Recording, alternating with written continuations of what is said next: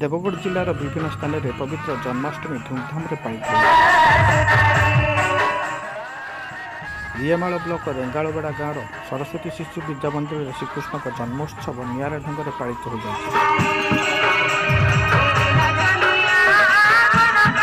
कुनि कुनि छात्र छात्री मैंने भगवान कृष्ण बलराम और राधा वेश सज हो नगर परिक्रमा करुवा बेले स्थानीय लोके से वंदावन कर दृश्य समग्र अंचल आध्यात्मिक परिवेश सृष्टि करथिला।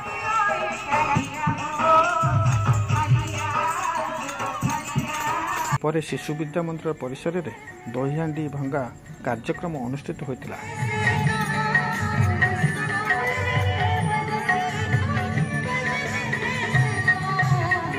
यह कार्यक्रम में विद्यालय गुरुजी गुरुमा सहयोग करते अंचलवासी यह आध्यात्मिक कार्यक्रम को खूब मनभरी उपभोग करते।